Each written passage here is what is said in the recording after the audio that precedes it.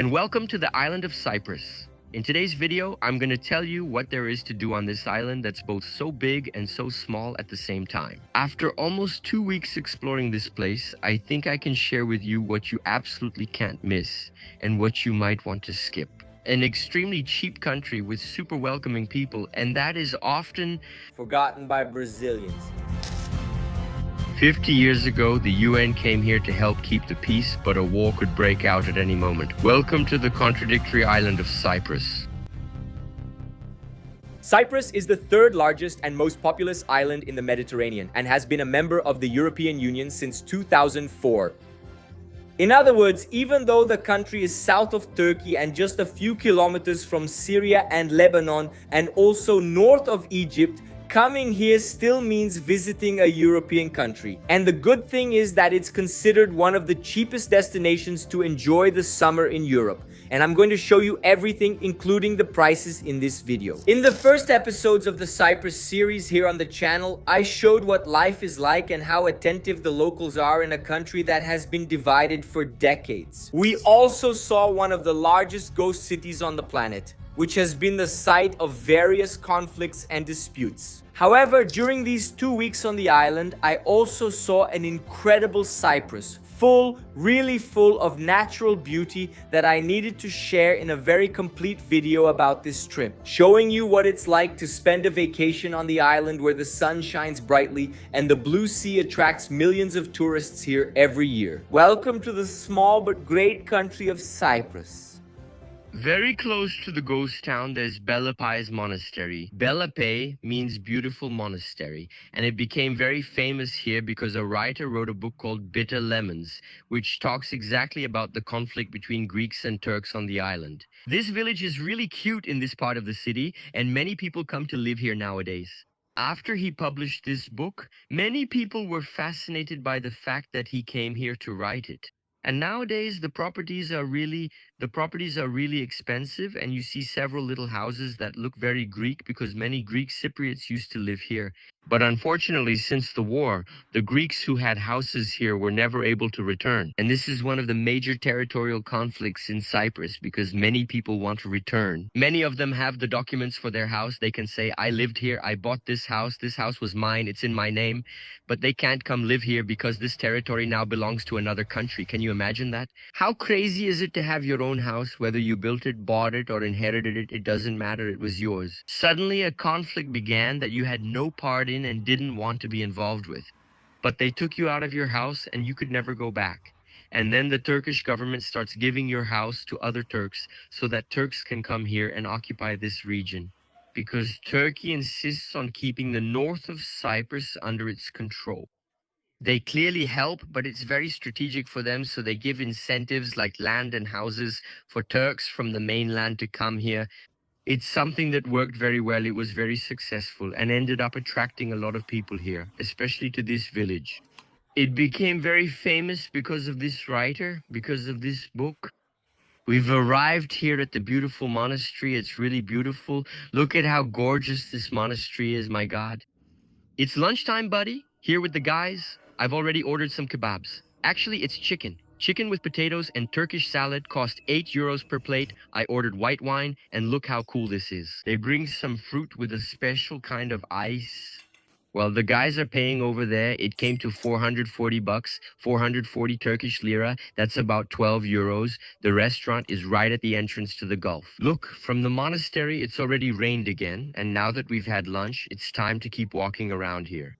Look, the price of food isn't that cheap, but it's not expensive either. It's around 8 to 12 euros per dish. In these places here in this region, I found it cheaper than in Ayia Napa and Nicosia. Just a little cheaper here.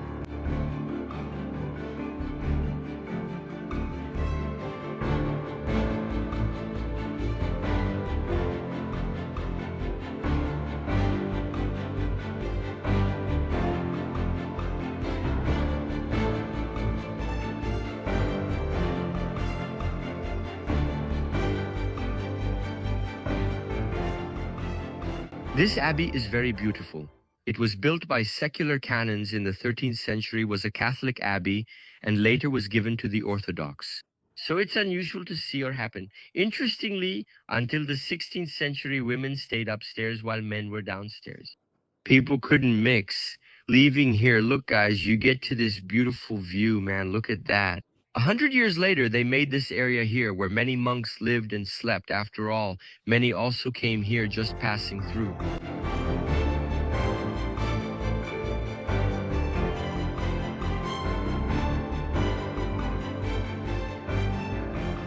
Wow, this is their dining hall. Look at how huge it is, and everything was very tall so they could be closer to heaven. The idea was for them to be really close to heaven. That's why it was so tall.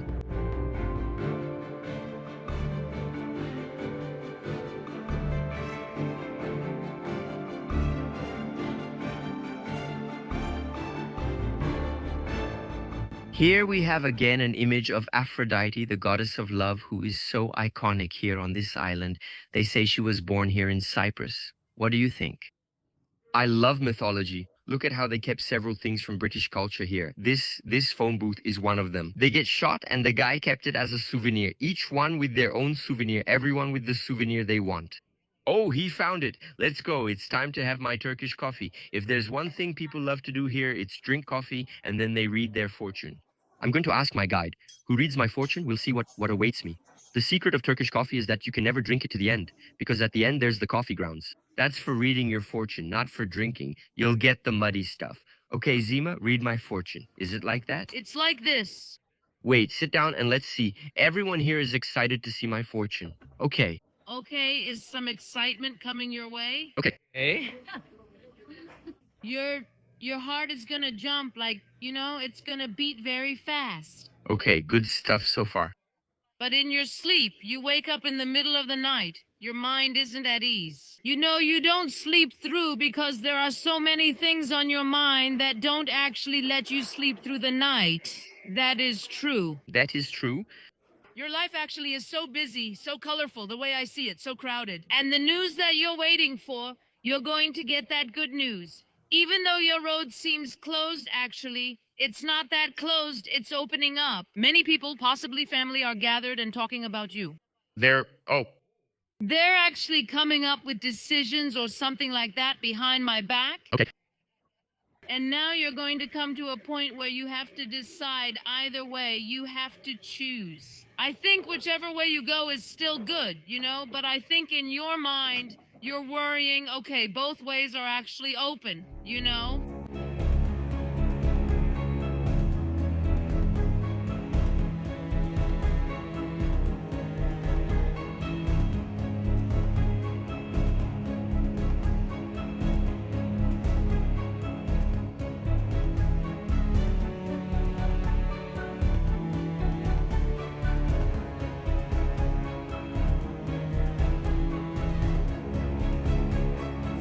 There's a hotel called Think Exotic. Life is not you, it's what you are. For us to continue the trip, we stopped here at this little market to buy cucumbers.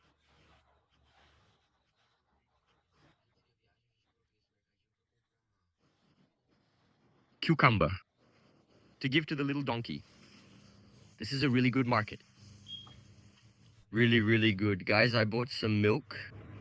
We managed to get past the police blockade. There was a racing event going on, apparently, an annual event that always happens here. Guys, there are a lot of cats here. Meow, meow, meow, meow, meow, meow, so tiny. Oh, so very tiny. Today you're so small, I want to be your friend. Don't be scared, okay? We've arrived. Kantara Castle, finally. It's iconic.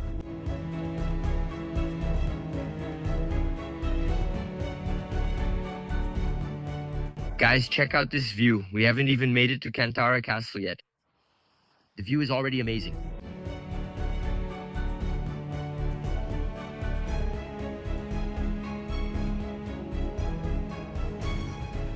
And look at the view from here, guys. What a beautiful fortress. Kantara Castle is one of the largest castles here in the northern part of Cyprus. It's estimated that it was built around 1500. That was in 1716.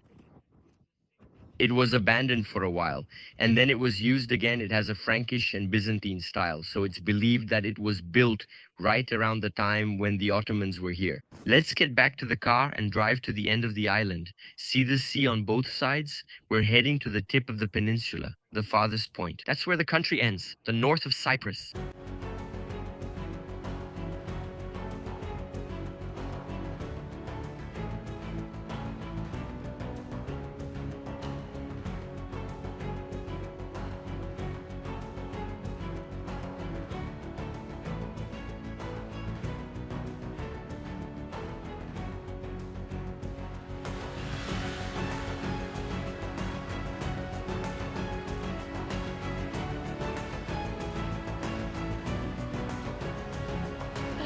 You'll reach Cyprus.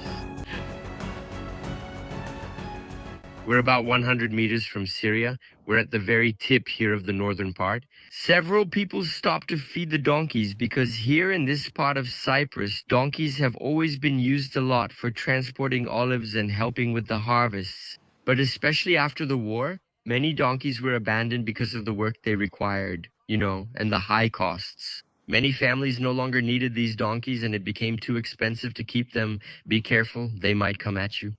Hey, what's that? Is it a car? Is it a donkey? Stop, baby. What do you want, baby? This is what we do. We buy cucumbers and stop here to feed them cucumbers. I thought this was really cool. They're wild donkeys. Let's stay behind them because they might kick. They're wild donkeys that many people left behind, especially Greeks who went to the southern part. They ended up abandoning the donkeys, so we came here to feed them. It ended up becoming a kind of tourist attraction here in the far north of the island. They're all curious and keep poking around in the van. I'm coming, little donkey. Donkeys. They love cucumber, but I don't know why. But they also eat several vegetables. I'm a little afraid they might bite, Is it okay to pet them? I think it's fine. Oh no, what if it bites me and I lose a finger? But I have travel insurance. Remember, there's a link for discounted travel insurance in the channel description for you guys. Come here, baby. Who wants the little carrot? There's a baby here. Here. He is. Does everyone have everything? No, I have nothing to do with him. Cute.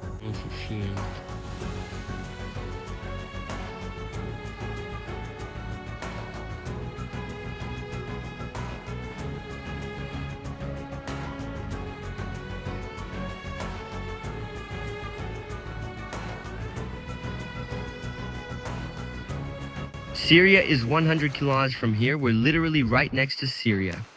If we take a small boat, we'll arrive in about 3 hours. Whoa, it's so windy.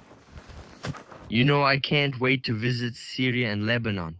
I'm just waiting for the right moment. I tried twice to do this tour for you to show a bit of Lebanon and Syria, but I still haven't managed to. Soon I'll make it happen. One time it was during the pandemic, another time it was this year, when after this trip I was going to Beirut, I was going to Lebanon. But unfortunately, at the moment, it's not possible to travel there as a tourist. They say it's amazing there.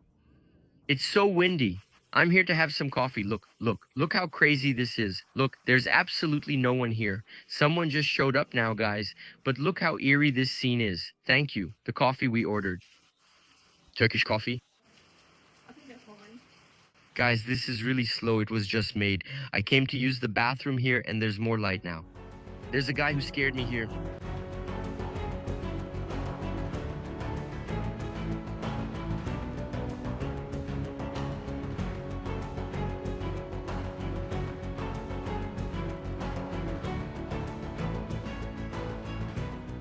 They haven't updated the iPhone password here since 2008, see? Let's check out this room. Exotic, look. They didn't even set up my ringtone and it won't allow it. There. That's so exotic. The mirror wasn't cleaned either. Wow. Oh. Wow, what a view. View. Look at that, man. Metropolo. The balcony is nicely set up. By the way, this is a top hotel in the area, It's considered a hotel and spa. Highly ranked among the top in the region. And it's good. The bathroom is new. The bathroom is really nice. Wow, a shower stall. Really nice too.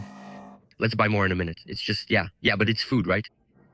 Guys, this here is squid stuffed with Greek cheese. See? Wonderful. Yeah, go for it. I just didn't want, The Food Network. Once again, the chicken shish, a chicken skewer that I love here. About 11 euros for each dish here. Cheers, guys. Cheers. Cheers. Cheers. I'm trying the haki, which is something they love here. It's a little rice drink. Very Turkish. Really tasty. It kind of tastes like anise.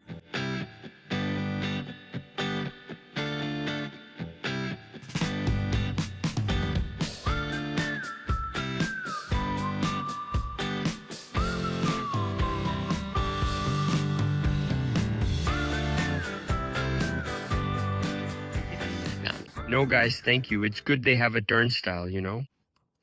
It's not that someone doesn't follow the rules.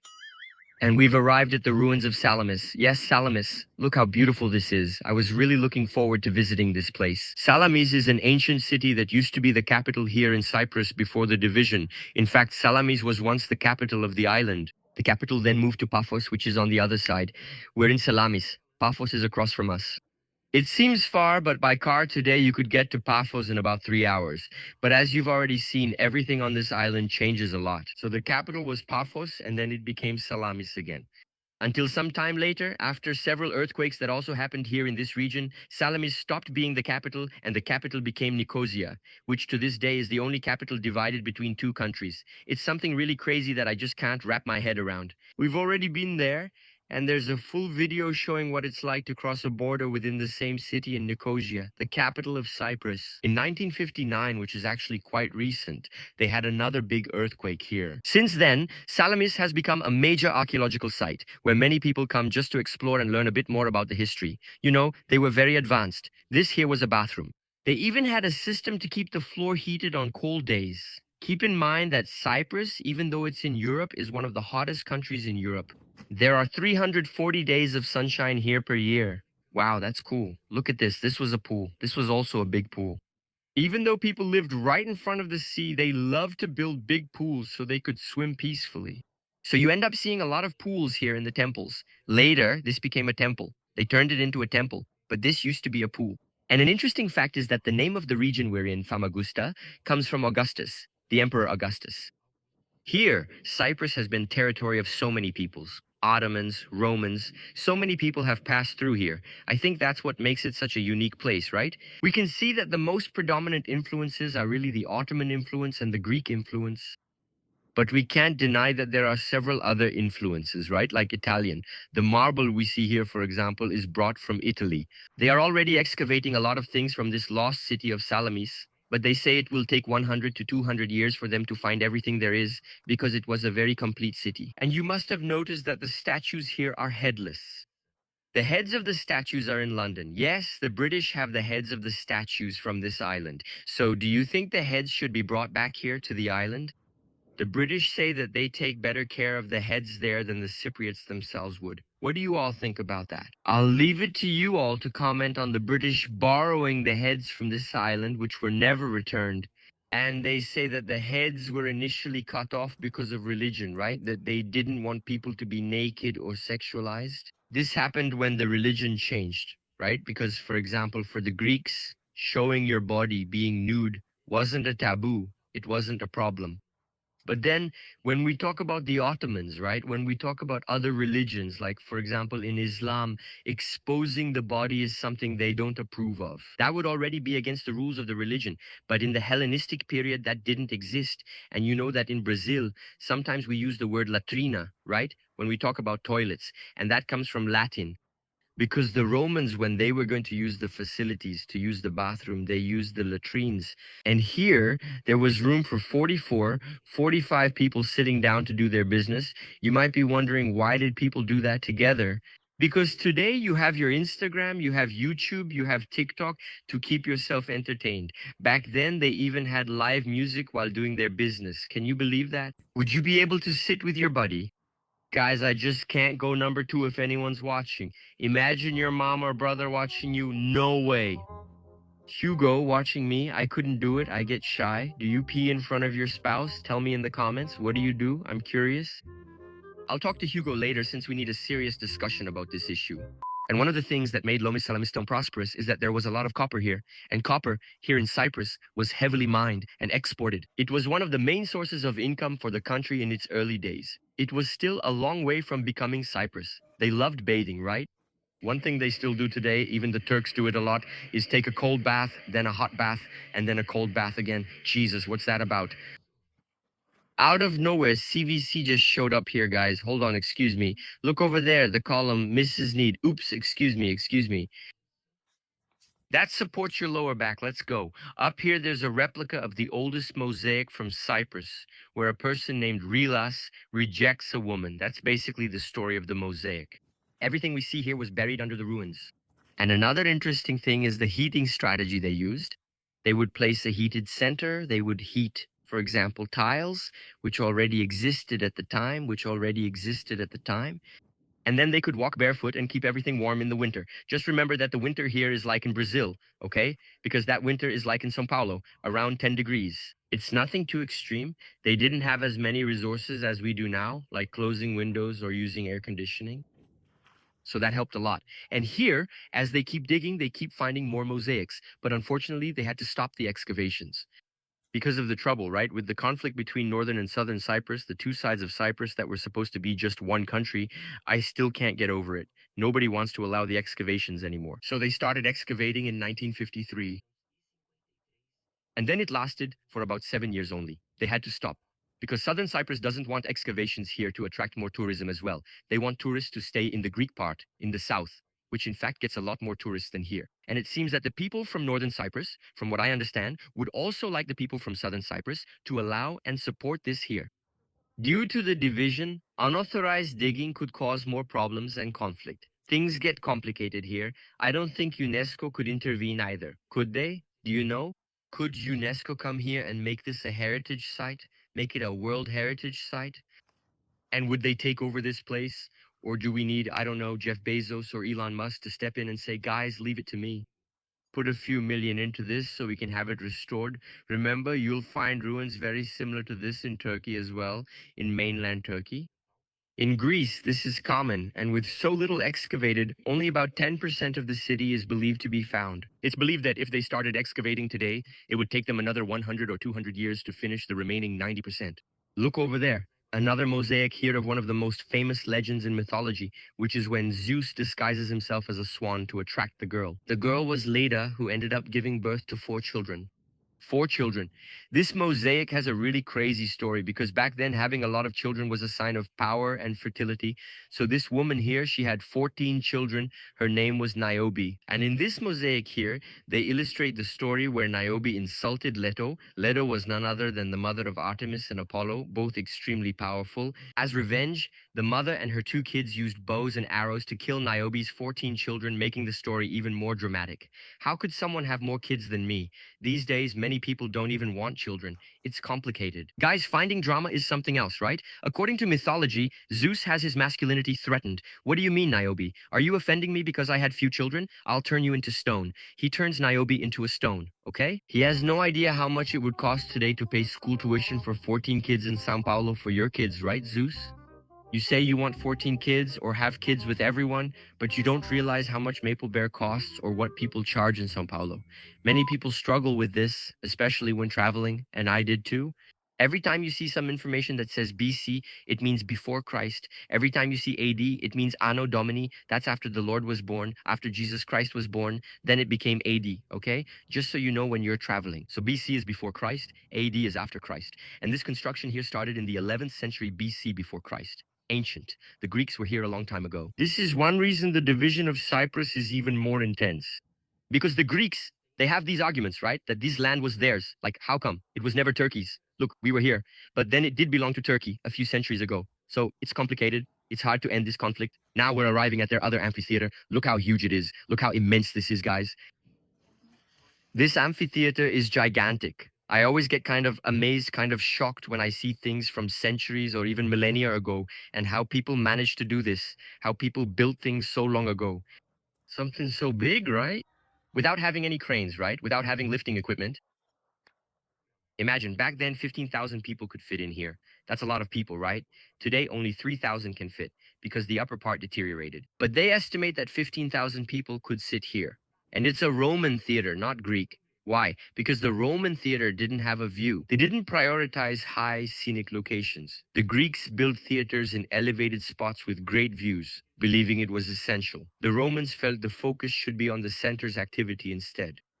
So, which theater do you like more? The bathrooms are often locked here. In many places where you want to use the bathroom, they're locked. Regarding the currency, many of you asked me on Instagram.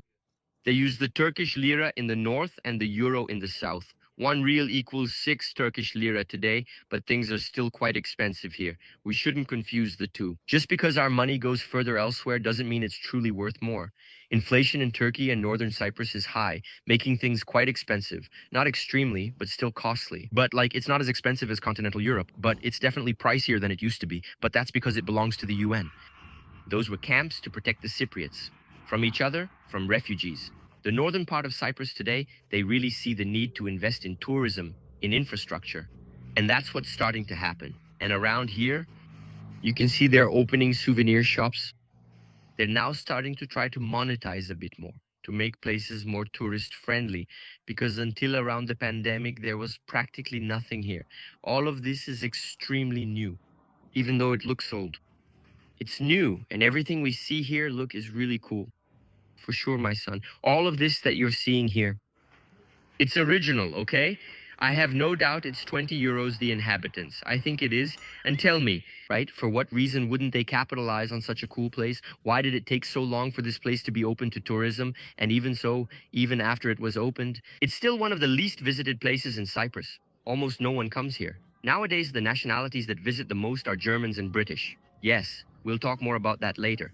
Lala Mustafa Pasha Mosque. This is the mosque. It doesn't look like a mosque. I know. But like I've already told you here in Cyprus, the building's changed a lot.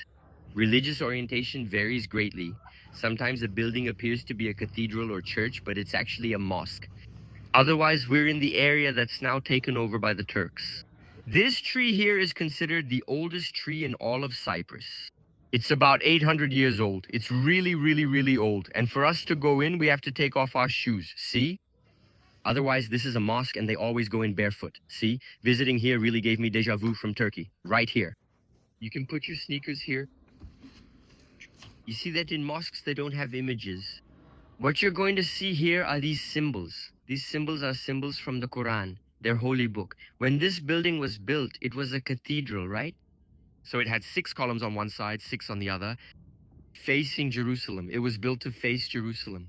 But when it became a mosque, they had to change its orientation so that the prayer would be directed there. Because for them, it's essential that you pray facing Mecca. So there are people praying there. They always turn towards Mecca. We even see this on airplanes. Some people, right, who are more religious within Islam, even during the flight. They try to find Mecca's direction on the plane to pray, and many Arab airlines offer this feature. I've shown this in videos on my channel. They display it on the plane, indicating which way Mecca is. Very interesting how they try in every way, even with the evolution of technology and everything else, they use it to maintain their religion. It's really, really interesting. And at the same time, it's contradictory. It's different. It's strange to see a church being used as a mosque. It's definitely better to preserve something cool and nice than to tear it down and build a mosque. It's odd how people live in harmony, yet sometimes don't. I don't know. This cat looks like a little tiger. How cute. They say that here in Cyprus, there are more cats than people. It's estimated that there are about 2 million cats for 1.2 or 1.3 million inhabitants. It's crazy. A lot of cats. The story of the cats is that they were brought here to Cyprus to try to get rid of spiders and snakes, but then this ended up causing a big environmental imbalance. The cats multiplied too much. They ended up wiping out a lot of these animals, and every animal in a way was essential, right? So our fauna and flora can survive. Just like ants and bees, you can't just go around exterminating them, and the number of cats grew too much. Well, there are tons of cats here, and unfortunately, many are abandoned. They're well cared for. You see many healthy kittens here. Look, there's a beautiful area in front of the mosque. And more ruins. If you like ruins, this is the place. The good thing about it not being so touristy is that vlogging here has been amazing. Wow, such peace and quiet. It's really helped me with my content. Here we can see the Venetian palace.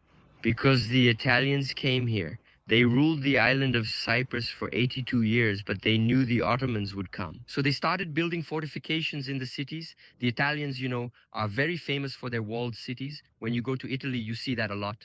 And they started doing that here. Now, this building here, folks, it really looks like Venice. If you go to Venice, you'll see lots of little windows like this, buildings in this style. They started doing that. They tried to wall the cities, but there was no way. In 1571, the Ottomans came here, and Estevam. Why did so many people want Cyprus? This island here was very strategically positioned. Look at this. Cyprus is below Europe, right below Turkey. It's next to Syria and Lebanon and above North Africa. So it's a very strategic position here. For thousands and thousands of years, it was always highly desired. But before the Italians arrived here, many people came through. The island actually started with the Greeks, right? The Hellenic people who were around here. Then the Romans came. And they stayed here until 395 AD. It was only when the Byzantines arrived in the 4th century that they were pushed out of here. And the Byzantines stayed for a very, very long time. They only left in the 12th century. Put it there, my son. Centuries dominating this region, one of the world's greatest empires. Then the French came and stayed about 300 years until the 15th century. When the Italians finally showed up here, and they stayed for only 82 years, they were the people who ruled Cyprus for the shortest time because they knew the Ottomans were coming. Then the Ottomans arrived. They stayed until the end of the 19th century when they leased the territory to Great Britain. At first, Great Britain didn't rule here. They literally made a contract with the island, with the Ottomans to lease Cyprus. But after the First World War, starting in 1915, this became British territory. The British occupied the whole island. And from 1915 to 1960 is when the trouble starts. Because until then, the Cypriots were just people. They were just a nation. But from the moment the British started to catalog people by religion, age, location, ethnicities, that's when the island would really start to divide. To get to what we see today, in the previous video, I explained more about this. It's really worth watching. Remember that even though they were dominated by different peoples of various ethnicities and religions, the Cypriots continued living on the island as one nation, simply as Cypriots. And by 1960, they were fighting to be recognized as Cypriots, as a nation.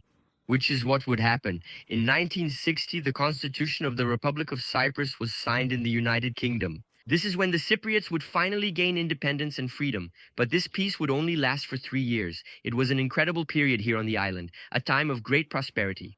Many famous people used to come here for vacation, especially in the Famagusta region, but then trouble started when the Enosis movement began, which was Greece's idea, to take the island of Cyprus for themselves. It began.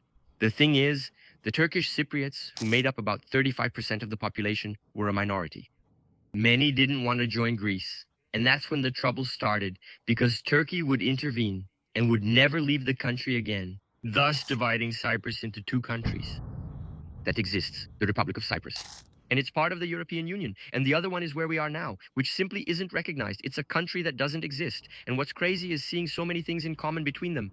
A few decades ago, our guide was saying that Cypriots simply lived in perfect harmony.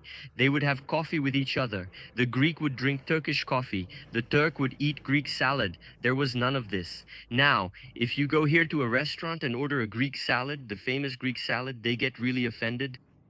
We call it feta cheese salad, as they like to say.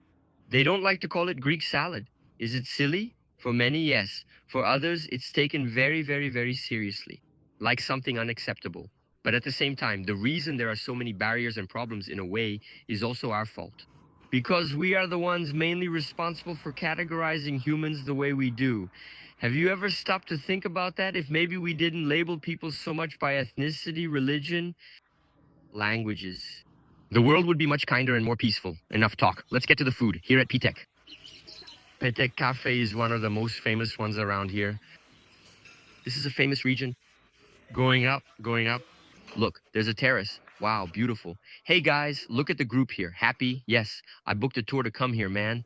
I'm with a group because doing this region alone, you can do it, right guys? It's not like North Korea where you have to book a tour, or Chernobyl where you have to book a tour. It's not mandatory. You can do it alone. But man, having a guide is really important. Having a local guide so you can hear both sides of the story and understand a little more. It's a very immersive experience and I found it essential, definitely worth it. I shared more about the company on Instagram, so check it out for details. I'll also save Cyprus highlights, including videos for those interested in traditional beach tourism, as well as the more historical tourism, which is what I'm doing. I've already ordered my coffee. One thing you'll see a lot here is that they always serve coffee with water. This happens because in the past, people often tried to poison the king or the sultan. He'd add some coffee to the water to check for a color change. That's how he discovered if someone was poisoning him. Wild, right? Also, I ordered this. Look. This is a really typical sweet from here, right? Like ice cream made with goat's milk, with cardamom, with pistachio too. Let's see. Really typical, right? A sweet with coffee, but I didn't become that kind of person. A little bit of the sweets they have here at this cafe. Look, the sweets in Turkey, I think they're delicious. The sweets from this region here, especially when we start going more and more towards the Middle East, it just gets more delicious. Not just the sweets, right? But also the pastries, their savory snacks. Everything is really tasty. A lot of things with feta cheese, which is a very flavorful cheese, you know? Wow, I love everything here. Let's go, let's go. I love it. Unfortunately, in Turkey, it's very rare to find gluten-free options, okay? This is a local spot. My God, it's so delicious. Pistachio is just too good, right?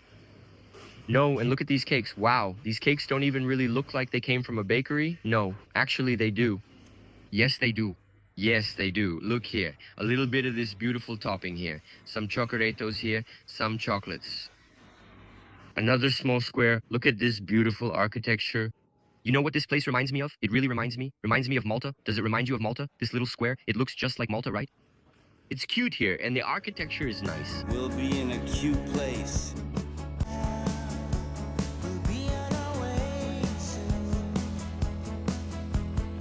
Cute. Very cute, very cute. Cute, very cute.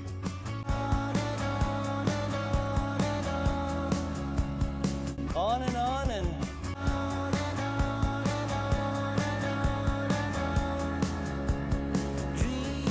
our troubles will soon be gone.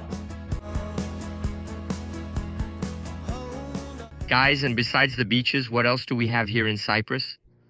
A salt lake full of flamingos. The flamingos come here from November to February. They come from Africa, leave Africa, come here, and they come to feed. Up to 15,000 flamingos arrive here each season, standing and searching for food with their feet. When they find it, they grab it with their beaks. Done. They're pink because eating lots of shrimp turns them that color. That's a lot of shrimp. Imagine eating enough to turn pink. It reminds me of the Atacama. We have a complete series of videos about the Atacama Desert, a place I loved. Wonderful. Lots of nature, lots of flamingos, lots of gold, inshallah. Just kidding, there's no gold, but there are flamingos in the Atacama and here. A text by Ikir. Hold on, our future is only in God's hands. We go on and on and on and on.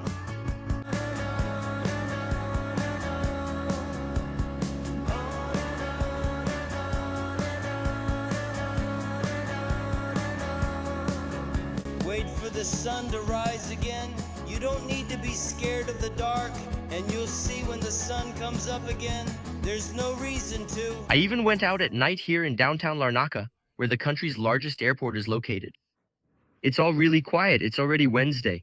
Everything feels pretty dead. It's kind of cold, look. I'm even wearing a sweater. So here's a city I wouldn't spend much time in. Maybe just one day and night in Larnaca to get to know it. Because it's an important city here in Cyprus, right? Thinking about history and all that. But for a vacation, maybe only in the high season. That's when it really gets busy here. I truly think this place is wonderful in summer. It has really good infrastructure for a beach town. From the images you're seeing here, you can tell that in the summer it's actually pretty lively, different from today. Oh, there's a Burger King over there. Look, there's a street on the beach. See what we find. It's so dark, man. What is this here? I'm here to make this go viral in the city today. From Bellapais, it's packed with people in there.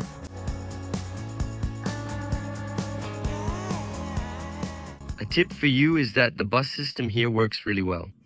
It'll cost 4 to 7 euros depending on your destination. We're here on the promenade. It's beautiful. They're extremely punctual and keep everything on schedule, maybe even too much so. I almost missed mine. God, people also enjoy hanging out. Beach tennis, look. Beach volleyball. It's really crazy, right? How much the city changes here from morning to night. In the morning, it's deserted, looks like a horror show, abandoned. During the day, it's really nice. The little chairs over there, people sunbathing. And the cool thing about Cyprus is that it's basically summer almost all year round, right? Because their winter doesn't really get very cold. It gets a bit chilly, like Brazil. Many Europeans still visit in November and December, but January and February are dead. Everything's closed for vacations, so don't come then. From late March to late October or early November is a good time to visit.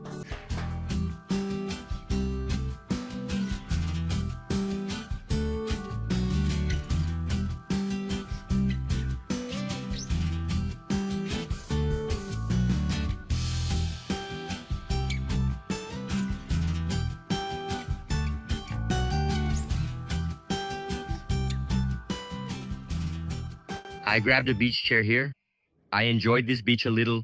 Unlike in Brazil, you won't see street vendors or little stands, and the beach itself isn't that huge stretch of sand either. The sand is nice. It's pretty damp, but the sand here at the beach, it's less white than ours. Especially in this region here in Larnaca.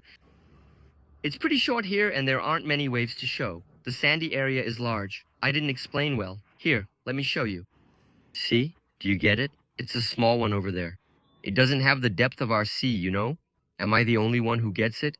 As expected, he came to charge me for the bed, but do you know how much each bed is? I thought it was so cheap, just €2.50.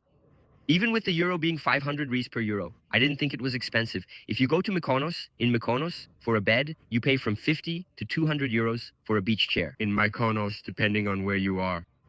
From the beach, from the bar, it's crazy. So here is a very cheap place in Europe for you to enjoy the summer. But people in Europe are so uninhibited, right? Someone in their underwear over there, another one going topless, you know? Everyone minding their own business. And that's it, that's it. And look, there are no street vendors, but there is service. The guy will charge you about €2.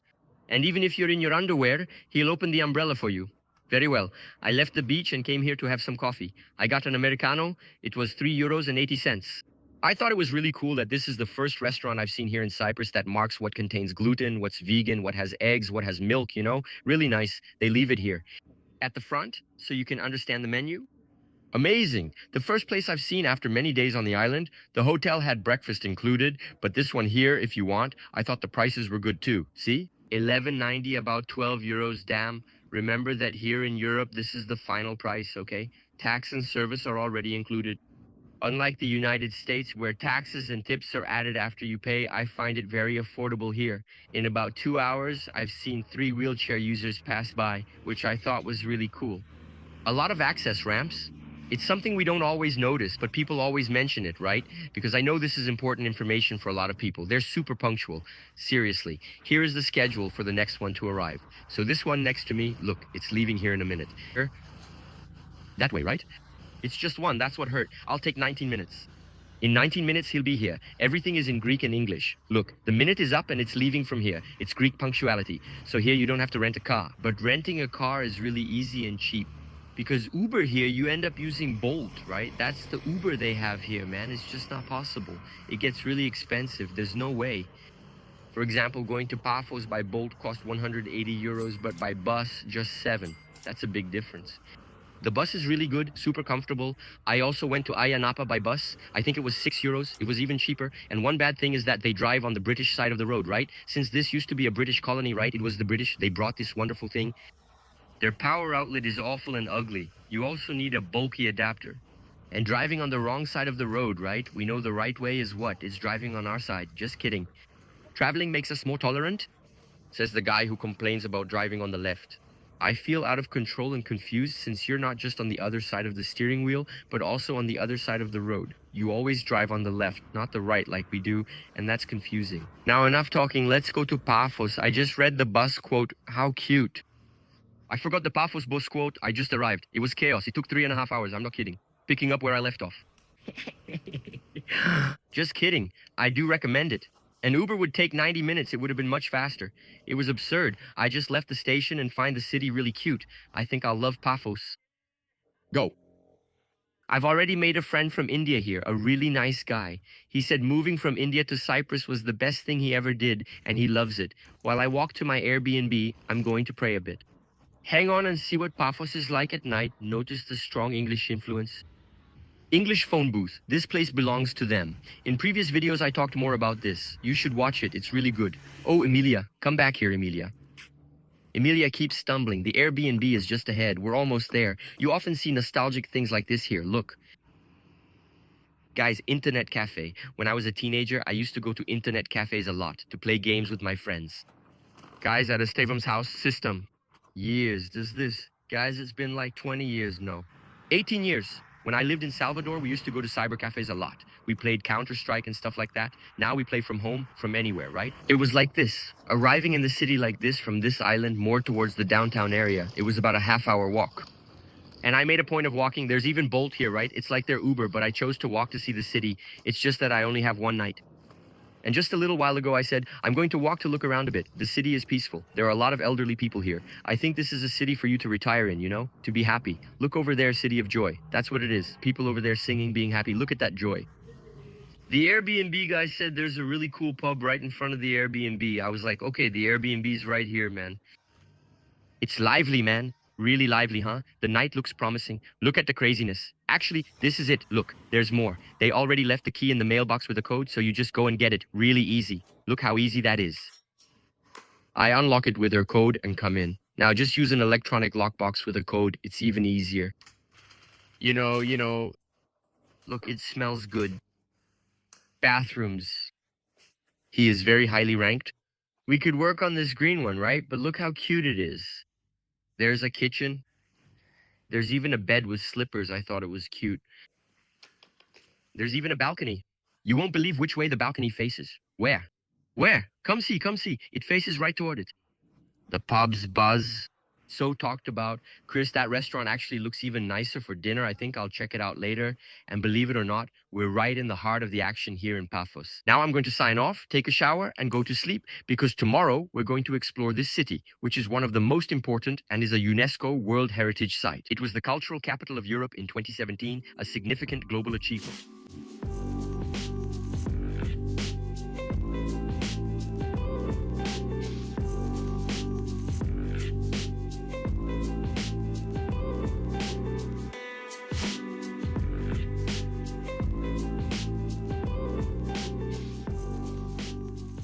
Okay, so you used to live in Famagusta? I was born in Famagusta. Yeah. At the time of the war, because my parents are teachers, we lived in the mountains in the north, and because of the war, we had to leave. Then we came to Nicosia. Do you think you'll ever go back? I'm not going to go back to that small village. Yeah, a dream that I've had for a long time was to build a house on a plot of land that I owned in Famagusta. I don't know whether it will happen. So you don't think this will happen soon? I don't know. One thing I know is that I don't know. I hope, and I'm an optimist. But I cannot tell you. You think there is a solution for that? Like, what would your solution be? A solution would be for the two sides to find a way to live together, which is very possible. They did it before the 20th century. They can do it again. I don't think there are so many differences between the Greek Cypriots and the Turkish Cypriots that will forbid them from doing this. Well, thank you. Thanks, Pimus. Yep.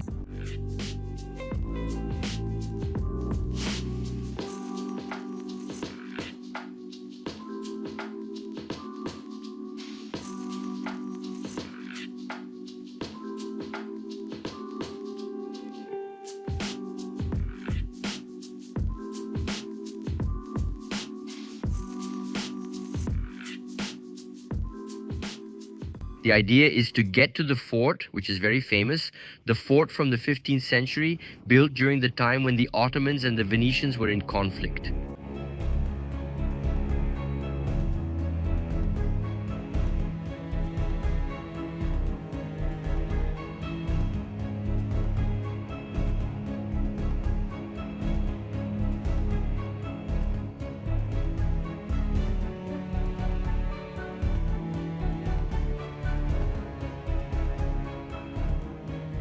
This place here is an icon of Paphos. I'm in a fort built by the Byzantines, modified by the Venetians, and then taken over by the Ottomans because everyone wanted a piece of the island of Cyprus. The idea of the fort was to protect the city, especially because Paphos today is the fourth largest city on the island. We have Nicosia, Limassol, Larnaca, and Paphos. They are the four main cities. Paphos has about 50,000 to 60,000 inhabitants, but in the summer, it's full of tourists. What you're seeing here in the summer, this will be chaos. It'll be crowded and messy. There was an earthquake. There are a lot of earthquakes here. Many islands are volcanic formations. They are formations that come from eruptions of the earth. In this case, in 1222, after the Byzantines had built it, an earthquake destroyed it. And then, yes, the Venetians come, they build it. The Ottomans, even those who finish it, those who use this fort here, this is written up front. Look at this. The weather is 2 for him. Where is Apollon, guys? Where is Apollon? Where is Apollo, the god of the sun? Come on, speed this up, Apollon. Zeus, give a command from above, my son. If you watch the series, if you like mythology, here's a tip for you. After finishing the video, go to Netflix and watch a series called Kronos. I just watched it. It's very cool. It's like if there was no church or other religions, if the main religion were the gods of Olympus, the Greek gods. It has a very different perspective, right? Would the world be like it is today? How would people live if there were no religions we know today? So you wouldn't enter a church, you would enter a temple. It's a very cool perspective. And leaving the iconic Paphos, we have to explore the tomb of the kings. There were no kings here in Paphos, but the nobility, the people, the elite, the nobles, the royalty of the time, the people who had money, they were buried in this Valley of the Kings. At the time, it made me think of Egypt, where the Valley of the Kings, where in fact the kings, the pharaohs, were all buried. And here you will find about 9 tombs where they really buried people. Remembering that here there are a lot of ruins, a lot of things here in Greece were not restored, a lot of things still remain. It was destroyed and I had to get a shot. Look at these people fishing at this time, guys. You have to like fishing, right? To be fishing at this time. But what time is it? It's 8:30, right? It's so early. Here is part of the ruins of the first fort, which you can also see from here. But what I loved the most was the people fishing, guys. This morning scene here is very beautiful. I felt very local. Down.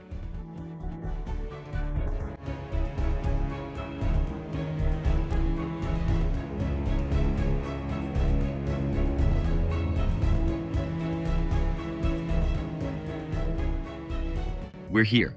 This archaeological site is huge. You could spend hours or a whole day exploring. It's no surprise it's a UNESCO World Heritage Site with its many mosaics and rich history. Advantages and disadvantages of coming here at the end of the year, November, December. I think it's a great time because Cyprus is never really cold. It's completely empty since December is like winter for locals and no one wants to visit in November or December. Until October, the end of October, beginning of November, it's great, okay? The season here is very long. In fact, it's the longest summer season in Europe, right? When we think about Greece, you think about Mykonos, Santorini. You should never go to Mykonos or Santorini before the end of May or after the end of August, because from September, things start to close. It's empty. It's not about wanting cold or heat. No, there's nothing to do. Everything is closed. Few people live in Mykonos or Santorini year-round. On Greek islands, most just work there in summer and leave when it gets cold.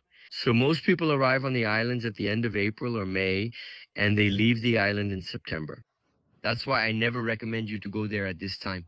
But here, I would recommend you to come here. What is this, guys? And out of nowhere, Kintabi came on an excursion here with me too.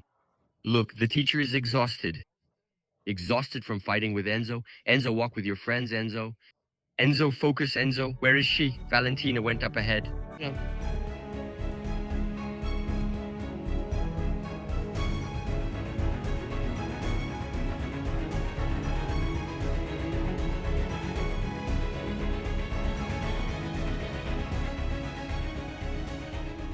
Arriving at the Odeon now. Yes, my son. You know, Greeks, Romans, these people loved theater, orchestra, auditorium. It wouldn't be any different here. Look, I'll tell you that Cyprus is a very nice place. I'm loving it here.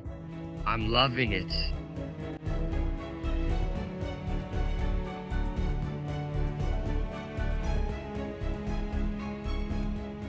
There's the house of Orpheus, the house of Theseus, and the house of Ion there.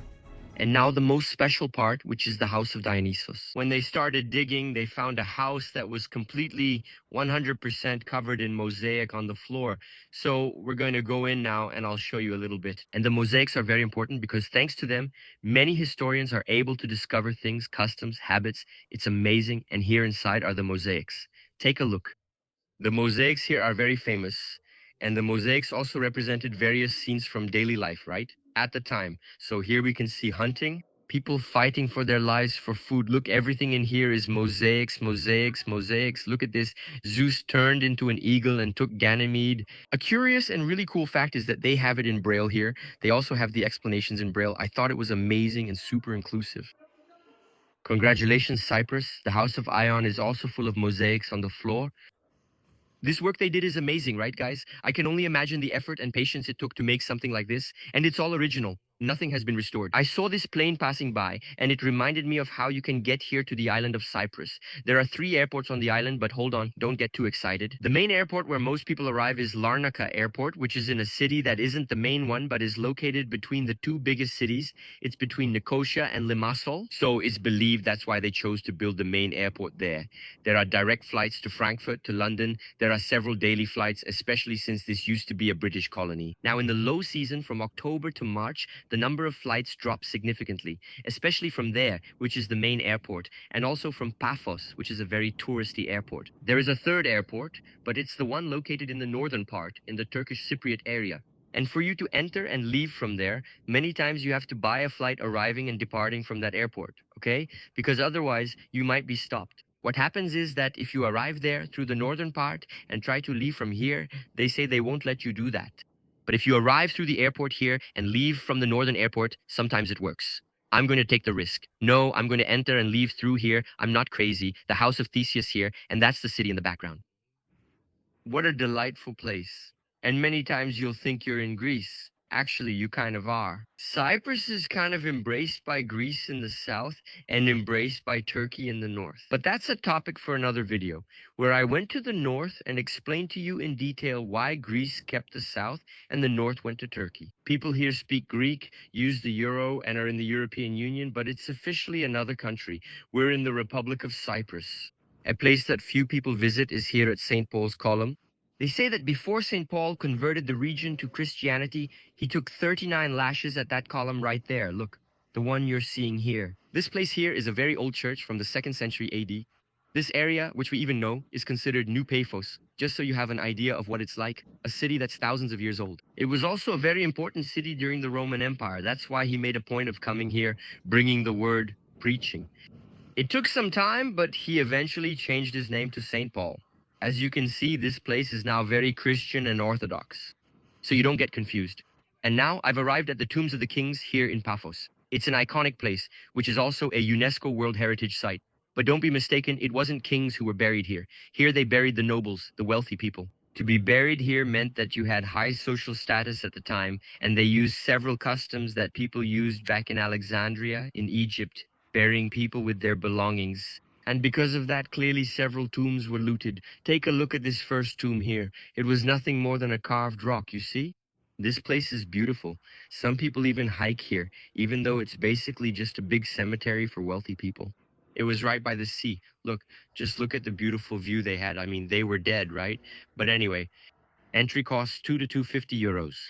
The first castle we visited, the fortress, was also 250 euros, and the mosaic area, which I thought was amazing, 450 euros. So you'll spend about 10 euros just to visit the main attractions in Paphos. This is interesting. Religion, in fact, is something you just don't argue about, right? Everyone has their own. We have to accept and respect that. But it's really crazy when you stop to think that people used to be buried with everything they had, guys. They literally buried everything with them, expecting they'd return. This is during the Hellenistic period. Oh, there's another, more here. Visit this one too.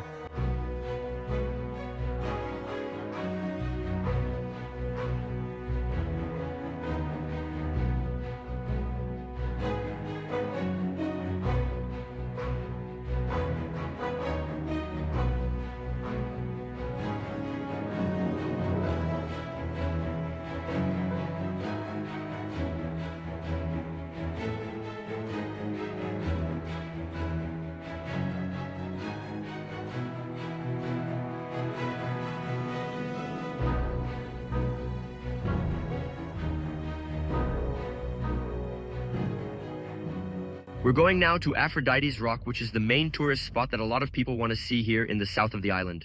And the crazy thing is that this village we're passing through to get there was a place where Turks and Greeks lived in harmony until the war. So they weren't enemies, they were friends.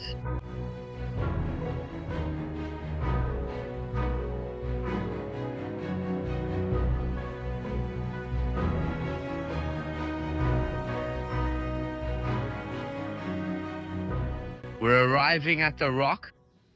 At that very famous rock over there, Aphrodite's Rock. When we get there, we have to go through this tunnel here. Look, they say the water hits here over and over.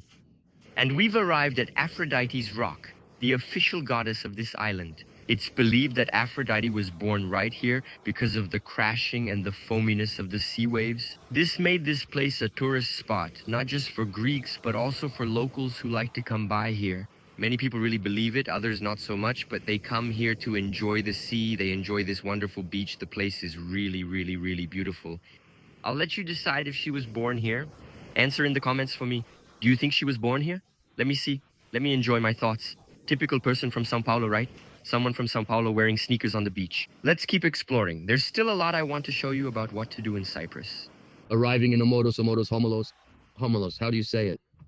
Homolos. It's a village of 300 people. And we've arrived in Homolos. It's not a city, it's a small village. Only 300 people live here. They say the village developed because of the monastery. We'll visit it soon. It was created for that reason. Today it attracts many visitors and travelers. The street I'm on is their main street, like a central square, though it's not actually a square. It's a street, a really nice big street full of bars, cafes, and restaurants. I loved it. It's colder here because we are 1,000 meters above sea level. We started at sea level, drove about 20 to 25 minutes, and now we're here.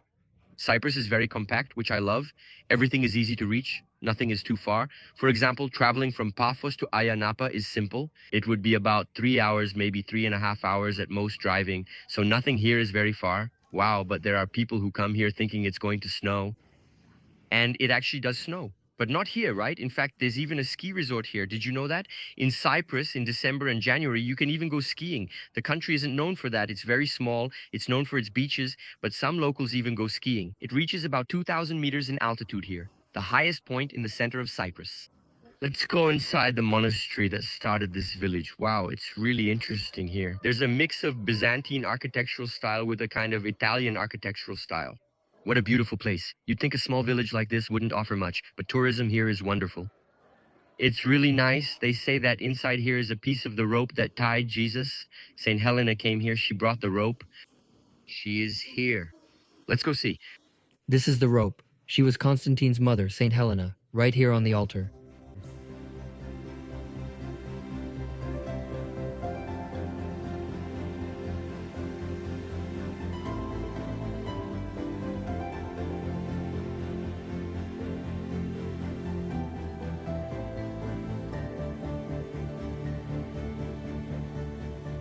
Cyprus is also well known for wine production. With over 100 wineries in the past, they use this to crush grapes. Is crush the right word in Portuguese? Can anyone help? They would put grapes here and wood on top. Then they would put pressure there, see? And the wine would already fall into the bucket. We step out and we're already at the winery. This is just a little museum they kept. Guys, I loved it. Loving Modus. This place is so amazing for you to come, spend the day, have lunch, have a drink, enjoy the moment, enjoy life, because that's what life is about. Life is meant to be lived, right, my friend? Life is for us to live. Is this just to exist or to live? To live. Let's keep exploring here. From here, I have a lot to show you. And also Limassol, which is the main financial center of the country.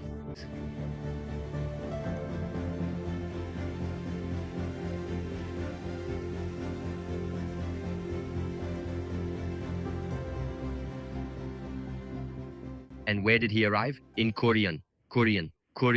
What a name. This place is another archaeological site in the ancient city of Korean. Today it's a UNESCO World Heritage Site. It's also very well protected and organized. And you can explore all of this here, €4.50. Honestly, I'm tired of seeing ruins. It's common when you visit Thailand and see Buddha for the first time. You start off amazed. Wow, Buddha. Wow, another Buddha. A reclining Buddha. A standing Buddha. A golden Buddha. But by the fifth, you're like, okay, enough Buddhas. Let's move on. So, what's next here? Every ruin and Buddha has unique beauty. The highlights here are the amphitheater, the mosaics I'll show, and the Roman baths. That's enough, right? So let's go. Look. Limassol. Guys, this one's really special, huh? Look how beautiful this is. Look, Limassol is this way. About 15 or 20 kilometers from here, you're already in Limassol.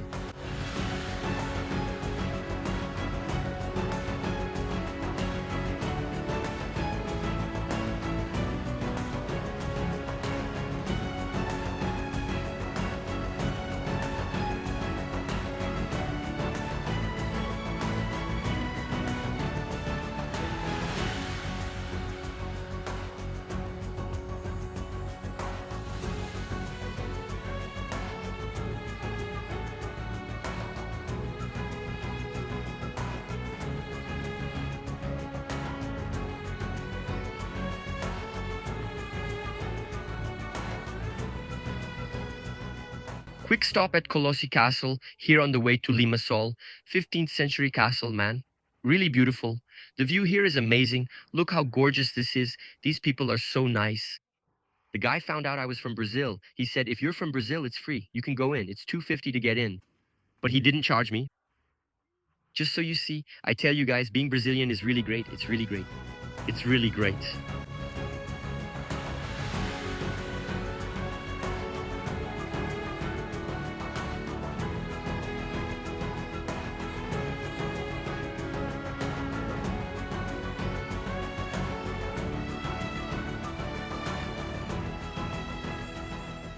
More mosaics, guys. For those who like mosaics, what a place, huh? Just kidding, that's a fresco. Looking through the camera, I mistook a fresco for a mosaic. The castle also had several floors. Wow! What a beautiful moment, my friends. Here is a little more of the village. From Colossi, this guy here makes his own mosaics at home. They really love mosaics.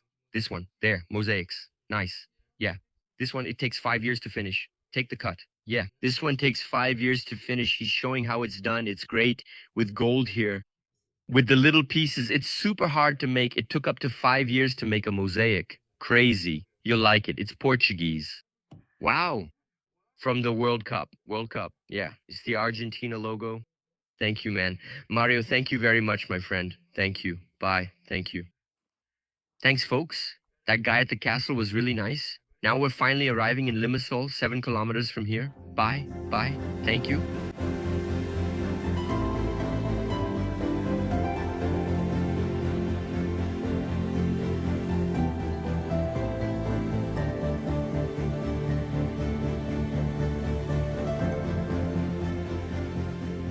Bye. Here, look, at Alinea Urban Airbnb. Look how modern it is. I'm here. I'm here. I'm here. I'm here. Look, guys, what a room. Big room. And the price. It was a good deal. There was no pressure. No pressure. No. Come see the view. Bye. View. View. View. View. View. Look how nice. With just the little square there. With the church. That's it. Oh, the room is excellent, huh? My goodness. There are amenities. It's tiny. That's great. Guys, very good. Look, the bathroom. Big bathroom. Very good. Very good. Great way to start our day, right? With some coffee here to go, you know, for us to explore Limassol. On this street we're entering now, many Turks used to live around here. And a cool thing for you to notice is that downstairs there were shops and cafes, and upstairs people lived. Look, here we can even see a kind of European architectural style. It's a big mix of styles. Today, my friend here, who is Greek Cypriot, was telling me that there's starting to be some kind of exchange among people who used to live in the Turkish part and were Greeks and were expelled. They are able to exchange their houses with people who were Turks and left the Greek part. So let's say here, look, you see a lot of abandoned houses because 50 years ago, the Turk who lived here left. So the Turkish Cypriot had to leave here and live in the northern part. And then the Greeks went through the same thing in the north. They had to leave the north and come to the south. So these houses that were abandoned for decades, now they're starting to allow you to kind of exchange them. So it's crazy, right? It's hard for us to even understand. You can't physically come live here, but you can exchange a house for another house over there. That's really crazy, right? It's just wild. Now you can see it looks like Italy, guys. We've arrived at Angelo Andreotti. This is the main shopping street here, which started booming and really flourishing since the end of the 19th century in the Limassol region. Limassol is now the second largest city here in Cyprus. And it has about 250,000 inhabitants. It really started booming after the division in the 70s, and here it became a port and tourist hub. Tourism took off in the south since the north was no longer accessible. This place is beautiful. Look how great it is, man. This is it. This is like a wonderful Villa Madalena. The street we just passed, called Zigzag Street, is a great example of that. And this street is a very clear example that architecture sometimes, when you blend the street, the outdoors with the indoors, it can be very pleasant. You walk down the street and see people drinking, eating, and having fun. It's cool. Look at how this street has changed. Look at this. They had these arches that used to be above the market, often to provide cover, a life that was already flourishing for centuries and centuries. Look, this little area already fits here. And now we reach a more modern part, the modern part of the city. I mean, modern in quotes, right? Over there, look, we see here, what is that? The Electric Authority of C. This place is famous. This place is iconic, man. This is where we wanted to get to. Now we're arriving at the famous Church of Ayia Napa. This church was built in 1900. Early 1900s, Ayia means sacred and Napa means valley. They say a sacred image of Our Lady was placed here, giving the place its name. That's why many places here are called Ayia Napa. And what's curious is that it has a very mixed architectural style. Look, the lower part is very much in the church architectural style, but then it has something more Islamic, right? More Arabian, more Aladdin. And this happens because several architects here, sometimes they try to mix the styles of the island to unite the people. It's interesting they have three flags, Greek, Cypriot, and the church flag. In the past, the Turkish flag was here until the country was divided. By the way, even today, they consider Turkish as an official language of the country. So if you take someone's ID, you'll see the person's name in Greek, in Turkish, and in English. Look, they still do that to this day, even with the country's division. And another interesting thing is to notice this church. Orthodox churches are usually built in the shape of a cross. So look, here's a picture from above. We can see the church's cross shape. Why does this happen? Because the dome of the church is exactly at the intersection of the cross. When you have the cross from east to west, north to south, it crosses at that dome. So that dome we see, that cupola, is right at the center of the cross. I hope you understood. And if you didn't understand, go back and watch it again to get it, guys. It's really well explained. Amazing. There, and turning the corner, we end up here. Look, at the city hall. Look how beautiful this is. You can see that the style of the city hall has these. It's like you're entering a Greek temple, right? With these columns. I think it's really beautiful how they preserve it. The building itself in the back, it's kind of communist, right? If you take this part away, look, it looks really communist. But the entrance is what gives it that special touch. And then on the side, look, the style here on the side is super European, kind of neoclassical Renaissance. And this here is part of their university campus. Can you believe it? They have a really cool project to revitalize several old buildings and turn them into study centers for young people.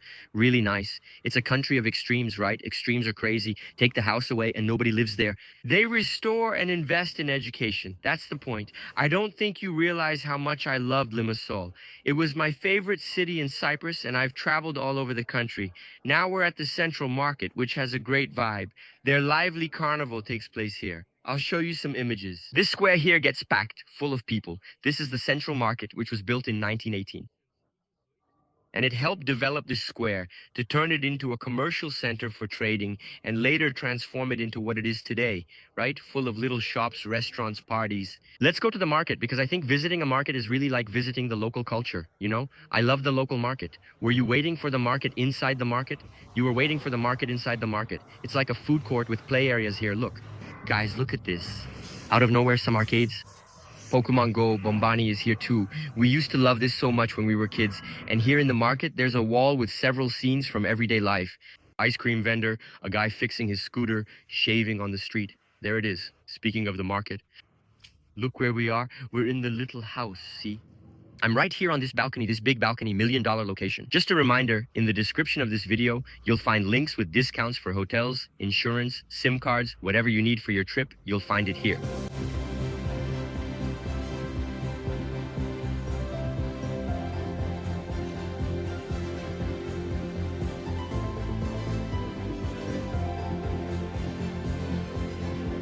And now arriving at the sea, arriving at the ocean, of course we couldn't miss it, right? How could an island not have a promenade, a waterfront, a nice boardwalk? This place has it too, guys.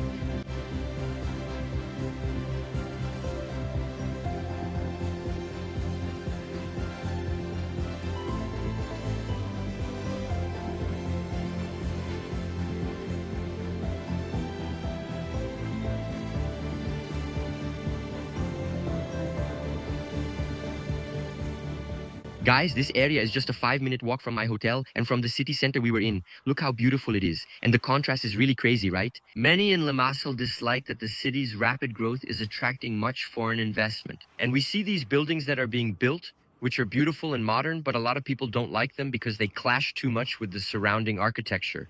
It's kind of starting to have a Miami vibe, you know? If you zoom in, you should see some boats, some yachts coming too.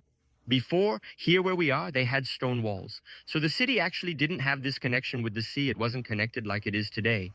Yeah, today they've opened it up to the world. It's really nice. And here we have the old port, which used to be around here. A lot of things have changed, right? I thought this was really cool. Look at this.